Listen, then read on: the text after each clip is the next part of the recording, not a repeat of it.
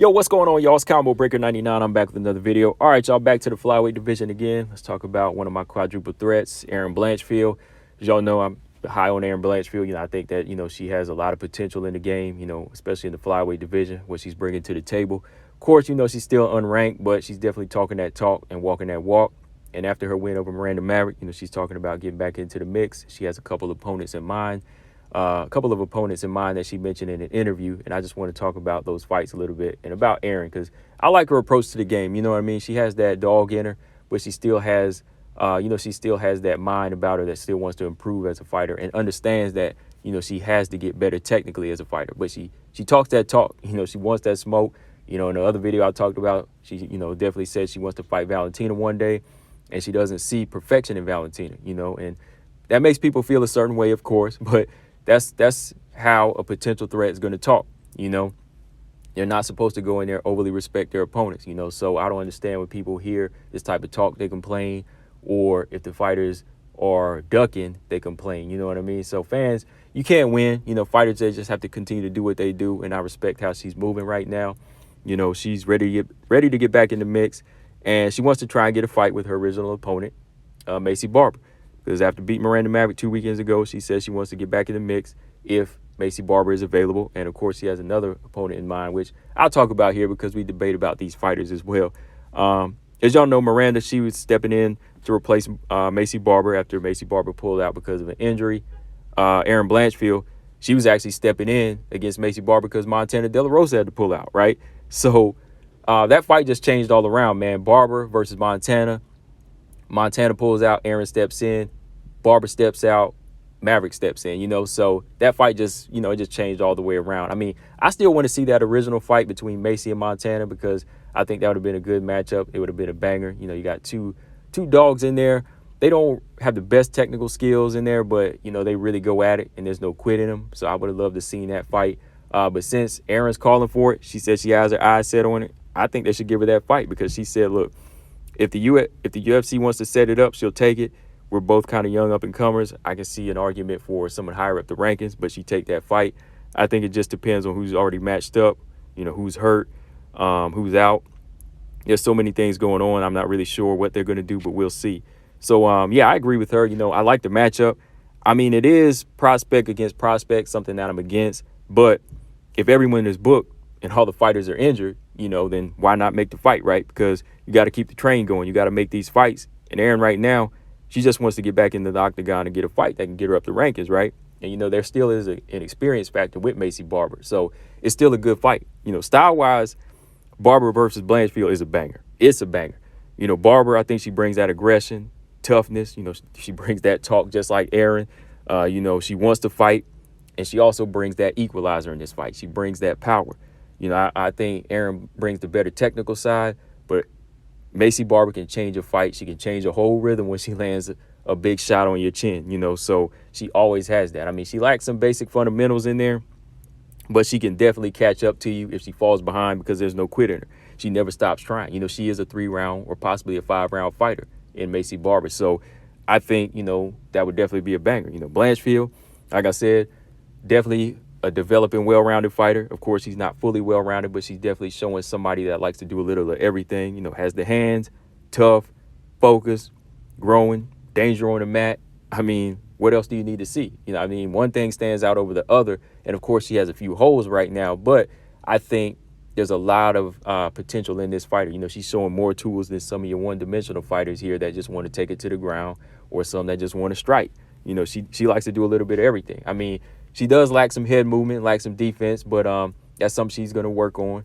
But it's definitely something she better work on for this fight. If she's calling for a Maycee Barber fight, you definitely got to have head movement and you got to have defense because that's a critical part going against Maycee Barber. If Maycee Barber sees that head, she's going for it, So I like that matchup. I like the fact Erin wants to get back on it and she's letting you know that, okay, I want to keep going. Tough fight after tough fight. It doesn't matter. She wants that, she wants that spot, the top 15 right now. But another opponent that she mentioned that I think is a good one, it might be a while before we get this one, maybe like in the spring or like towards like the summer. This is a fighter that, we all debate about over here because we talk about who's more so well-rounded. But another prospect versus prospect, Casey O'Neill.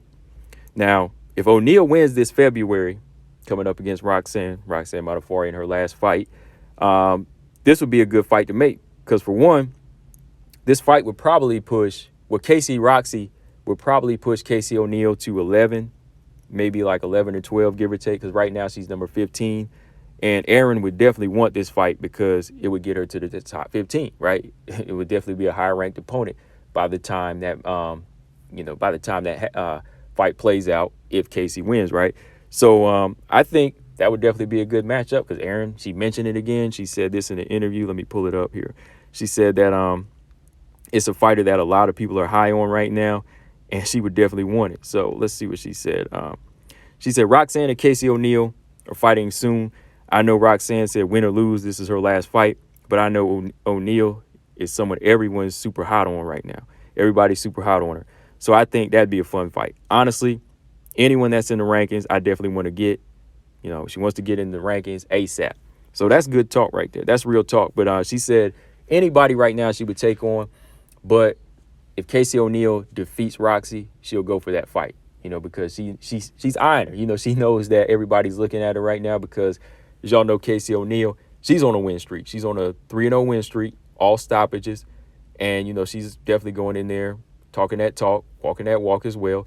But like I said, man, I think there's still a lot of things that I want to see improvement in with Casey O'Neill. She's winning right now, and she's looking good against the opposition that she's in there with.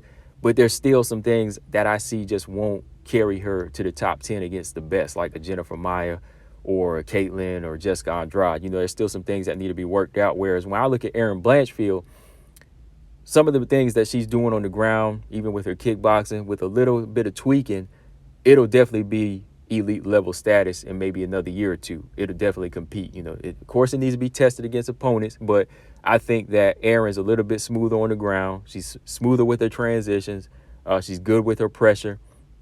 And she's a little bit smarter and tighter in her clinches. You know what I mean? Like, if you go back and look at her fights, she's better at distance management as well when she wants to throw them big kicks. So I see more growth there already because, again, she's developed from, a young age to now in the UFC. You see more improvements thrown in there.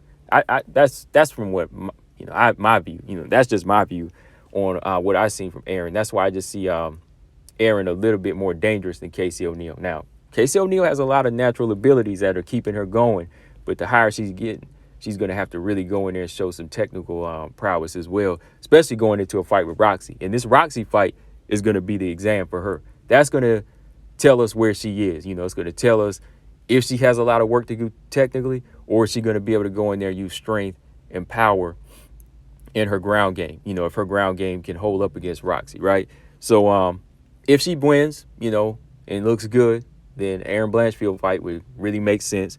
I think style-wise, it would be a grappling match. It would be pretty tight. Just off of styles, I think it would be a pretty tight fight on the ground because you never know what could happen. Could Casey O'Neill's strength come into play? Could she flatten Erin on her back and Erin get stuck? I don't really think so, but, that could be a question. But it could easily turn into a stand-up battle.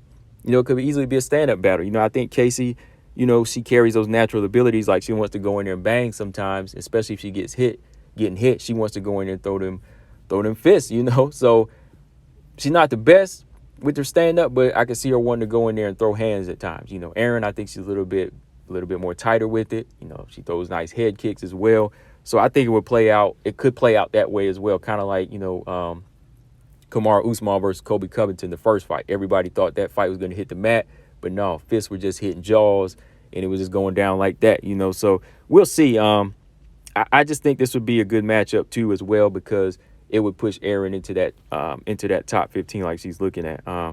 Barber, I think Casey O'Neill is kind of like Barber a little bit with those natural abilities, but I think Casey O'Neill has a better MMA-based style, if that makes sense, because it seems like she's not afraid to get to the ground, and she's very fluid on the ground. She doesn't really panic as much, and she doesn't look as lost. So I think her style is more so going to be dangerous than Maycee Barber against Erin Blanchfield. Besides the power now, they both have danger factors. Maycee has that power, but I think when it comes down to like gritty mixed martial arts style, I think Casey O'Neill would be a little bit more trouble for Erin, as long as Erin takes her head off the line against Maycee Barber, right? It's just that power factor there. And again, and against Erin, that would be a nice test to see if Erin can take on someone who's not going to be tentative. That's not going to be tentative. That's going to pull the trigger. Both of these fighters, that is, they're going to come straight in there and give Erin a test. I think that Erin and Casey, they have similar hard edges about them, and you can throw Maycee in there as well. They'll definitely make some good fights. I think Erin, she just has a much more polished edge about her. Her striking is a little bit sharper. Her ground game is better, in my opinion. Strength, I'm not sure. The strength might be equal between Casey and Erin. I think the strength might be a little even. Same with defense, actually, because both of these fighters, to me, they put pressure on, and they're more about offense in some ways. They seem to want to come forward and bang more, and just clinch you and take you down and maul you. They're more about that, and then they're more about that type of rhythm of fighting than throwing in like slickness and head movement and keeping range a lot. So I think the defense right now would be about even with Erin and Casey. But when it comes down to IQ, I would say that Erin Blanchfield knows how to make adjustments, and I think she knows how to make adjustments a little bit more and fight off the back foot a little bit and pick her shots. And she's a little sharper. She's definitely a little bit sharper than Casey O'Neill. So yeah, man. I was just looking at that recent interview. Like I said, I wanted to come back on and talk about Erin Blanchfield again because she's keeping her name out there, and she has names in mind, and that's what I want to hear.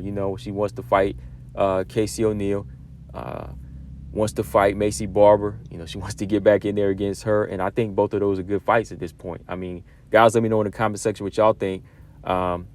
Erin, I think she's just tighter than both of them. If she could get a solid win over one of them, and look good, then that'll probably push her into the 11 and 12 spot. And then you might see her fighting, somebody like the winner or loser of Grasso versus Viviane Araújo next, or she might be fighting Calvillo. I think Calvillo would still be a good name for Erin Blanchfield as well. That would be a good name to rack on her resume. And if she could do it in dominant fashion, which I think she could, yeah, that would definitely put more eyes on her, put more eyes on her for sure. So, yeah, guys, let me know in the comment section what y'all think. Erin Blanchfield versus Casey O'Neill. Erin Blanchfield versus Maycee Barber. Which one do you like better? Who do you got in either one of those fights? Combo Breaker 99. I'm out. Subscribe. Peace.